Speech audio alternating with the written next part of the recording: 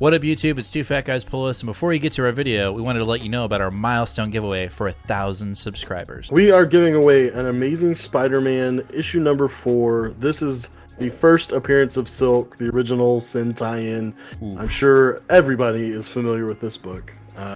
This is a CBCS 9.8. Oh, yeah. Yeah, so... Big boy.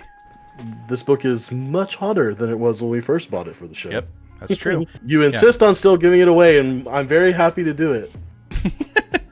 You can tell that he is not. But anyway, we are giving this away when we hit 1,000 subscribers. Kick-ass, key issue, first appearance of Silk, is someone's going to win this book. So go ahead, hit that subscribe button, and let's get to the video, shall we?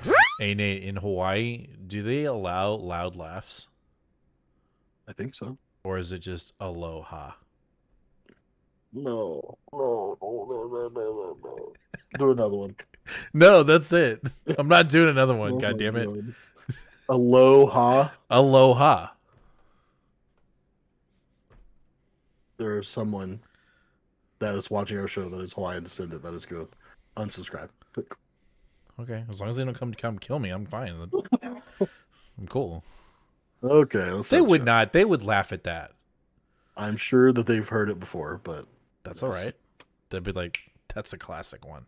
Classic. Aloha. Aloha, dude. R&R. Okay, let's start the show. What up, YouTube? It's Two Fat Guys Pull Us. We've got another new comic book day video for you for the week of August 17th. So, are you confident in that? I'm very confident in that because it's 2 days after payday. Oh, okay. So we can spend some monies because we're going to need to, because we literally have 17 books on the week of August 17th. So let's get to it. And we're jumping into our Marvel, our X-Men Marvel Judgment Day Summer Day event. And that is Avengers, X-Men, Eternals, Death of the Mutants by Kieron Gillen. With a gorgeous Assad Rivich cover. No doubt, dude. What can we say? Kieron Gillen is firing on all cylinders. The tie-ins are the tie-ins. I don't believe yet that I have read a Judgment Day tie-in that I was not happy with. I thought it does its job, which is great. I think we've said this before. We have been reading everything that we need to have read in order to be as engaged as one can be to understand this event. And I feel like if you're not reading those books, you're doing yourself a major disservice. And that sounds snooty, but it is what it is.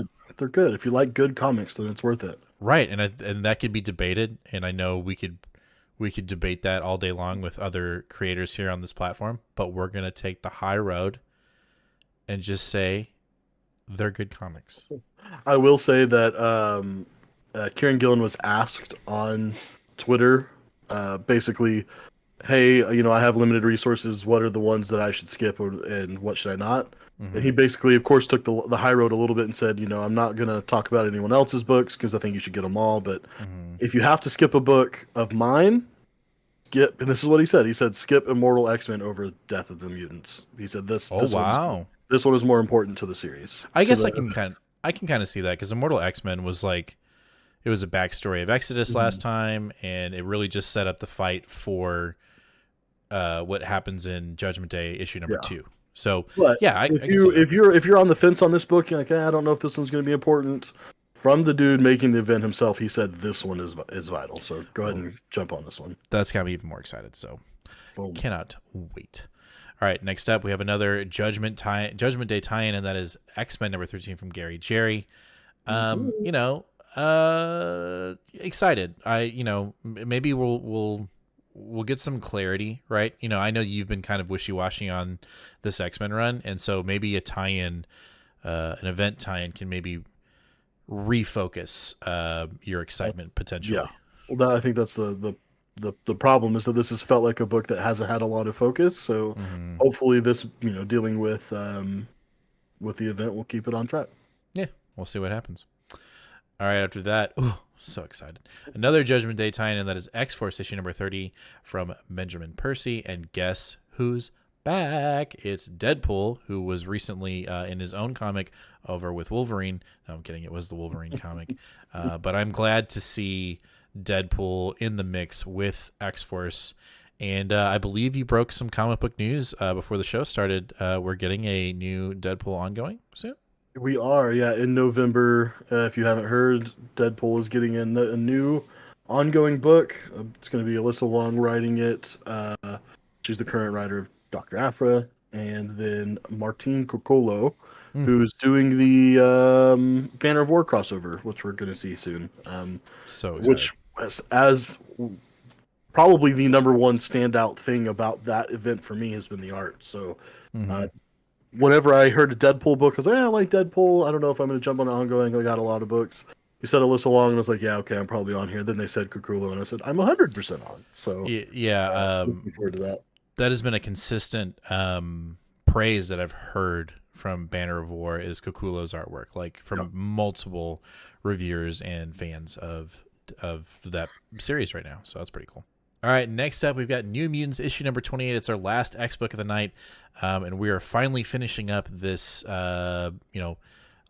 Magic handing over Limbo to Madeline Pryor.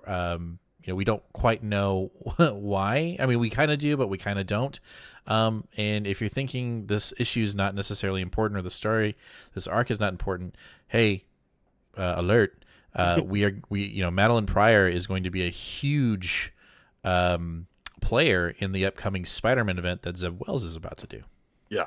So even if you're a Spider-Man fan and you're on the fence on this, or if you were, if you're interested at all in this event that's coming out that Zeb Wells is doing in November, it seems like this is going to be, when Comic Book Herald is doing his, awesome reading orders and stuff like that, and he does your background for that event, I guarantee you issues 25 through 28 New Mutants will be on the prologue for that. So if you're curious how it is that Madeline Pryor is where she's at.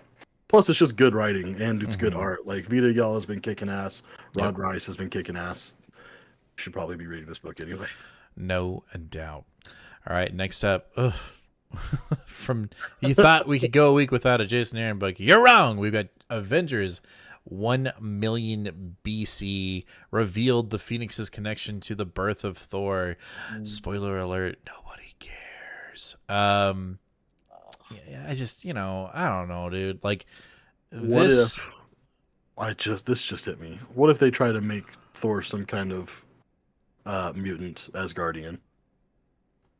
Because Phoenix is technically dealing with the mutants. Stop it. Just stop it. Stop it. Like, I mean, you know what? Listen. Wait. Well, it's not that it's awful. No, it's just too much. That's what I'm saying. It's not awful. No. It's not awful. It's just, it's like the worst. Like, not the worst. What am I trying to say? It's just not. I feel like the age of most outrageous retcons has kind of passed us now. And I think the only person that's really, and this sounds so bad, but I feel like the only person that really should have any authority to do that, I think you know what I'm going to say. It's Donny Cates, right? It's like, it's almost like Donny Cates was doing all this fun shit and Jason Aaron's like, I want to do that. And so then he was like, you know what? I'm going to write an Avengers story that's going to be over 50 million issues long. And I'm going to draw out this whole thing about Thor being the son of the Phoenix and not whoever, right? Yeah. To the point where it's going to ruin events. You know what I'm talking about? I'm talking about Empire. Yeah. Anyway, I'm gonna read it, but I'm not gonna be happy about it. I'm gonna read it, but we'll see. I'm not gonna be, yeah. All right. After that, we got Captain Marvel issue number 40.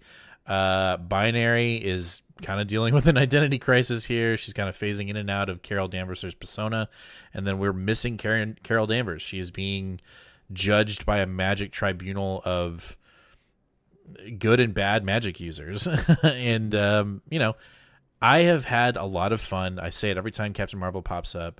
Kelly Thompson is killing it, and I'm thoroughly enjoying Captain Marvel. I know a lot of people won't even pick up the book because it's Captain Marvel, and I think you're missing out. That's all I'm saying. Oh, you're 100% missing out. There's, I would say that out of all of the books that are, this was part of that wave. I don't remember what it was called in 2018, but like the all new All New Marvel or Marvel Now, whatever that initiative was in 2018. That it wasn't a continuity restart, but it was a bunch of number one restarts. That's when Jason Aaron's Avengers started. That's when like Ch- uh, When it was good. Chip's Daredevil did, all that.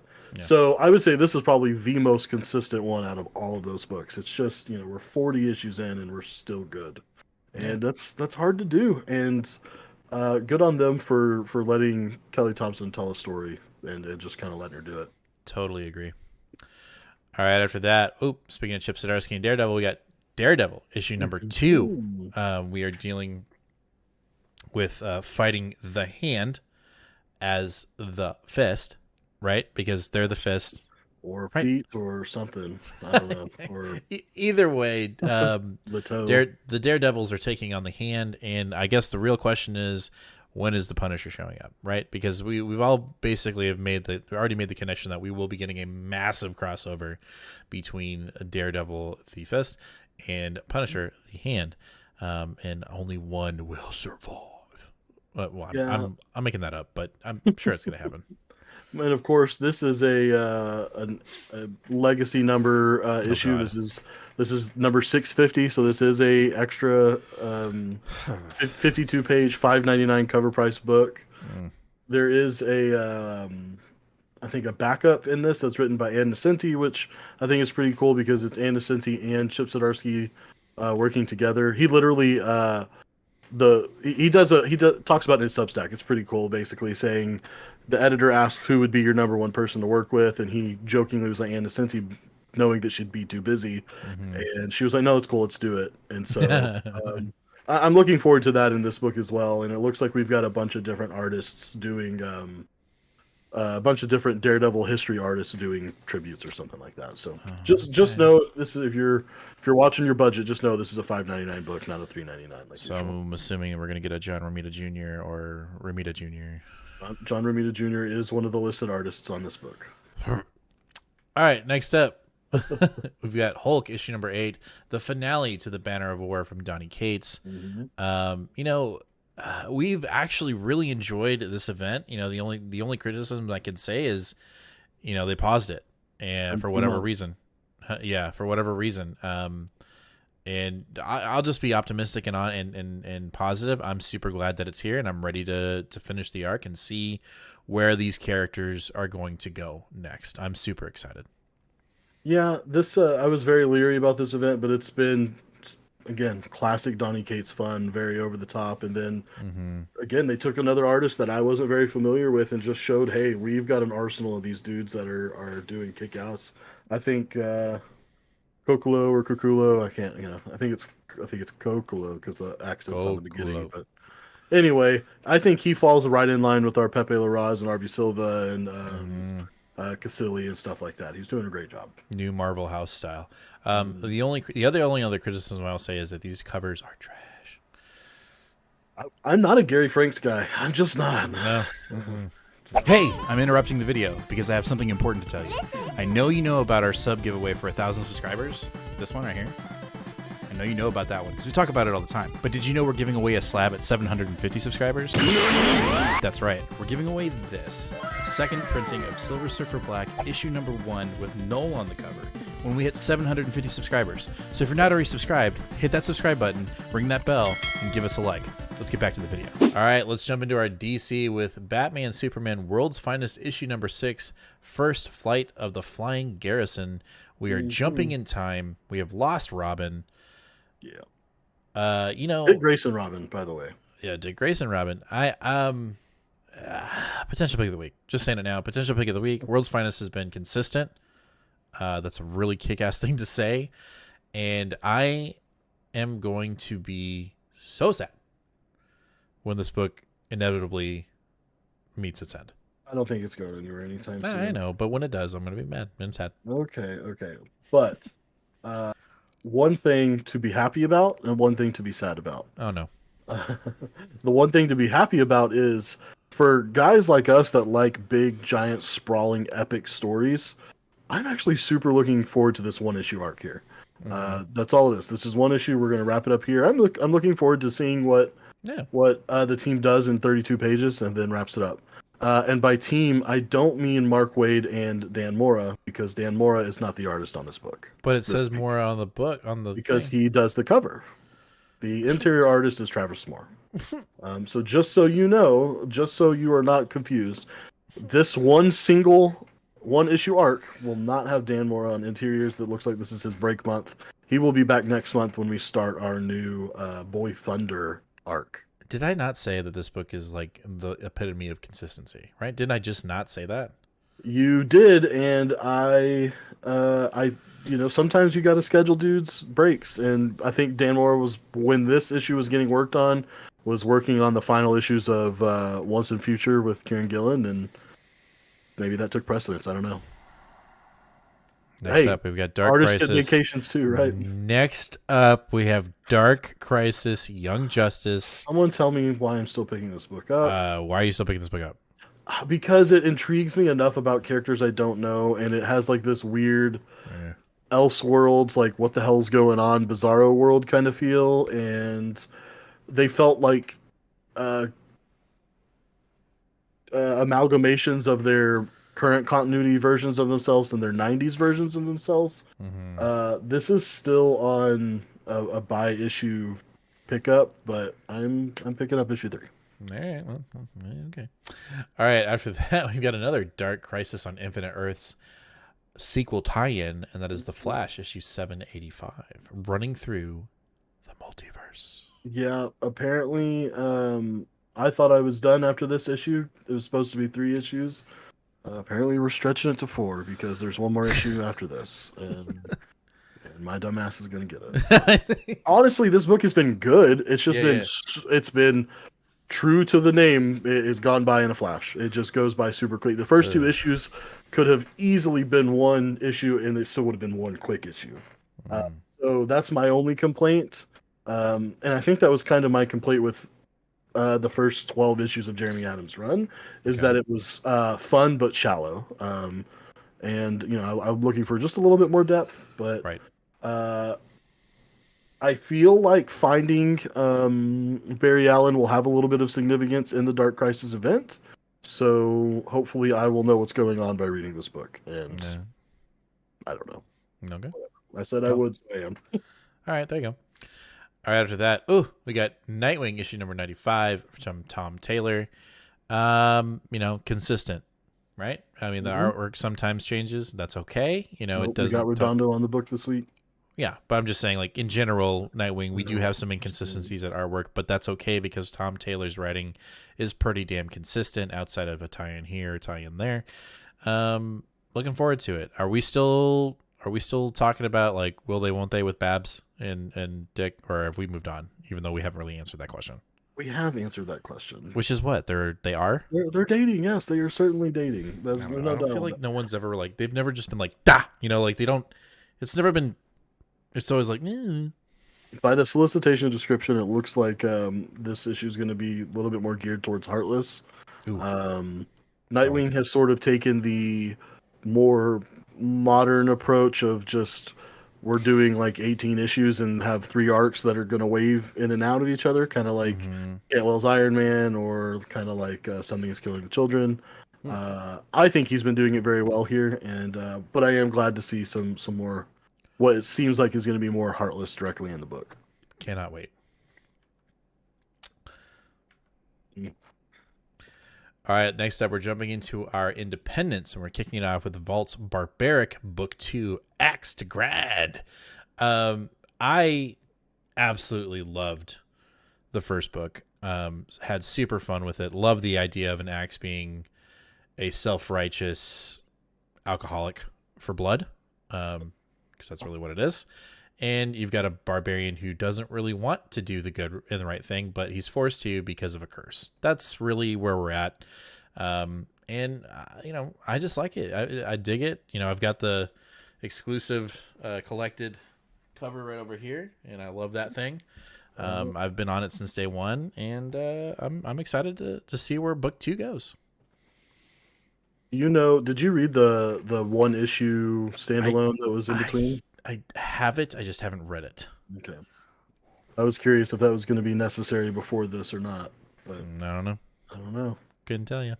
That's literally your job, is to have read that to let Not those getting viewers paid know. yet. Not getting paid yet.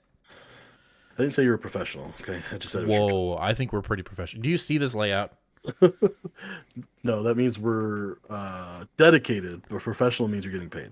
I think, well, all right, guys, hurry it up. Get us to 1,000 subscribers so we can start getting paid. Jesus Christ. All right, next up. Whew, another potential pick of the week. God damn, this week is stacked. We got Do a Power Bomb, issue number 3. Will our main character find out the hook that we found out in issue 2? Mm-hmm. I don't know. But god dang it, wasn't it cool?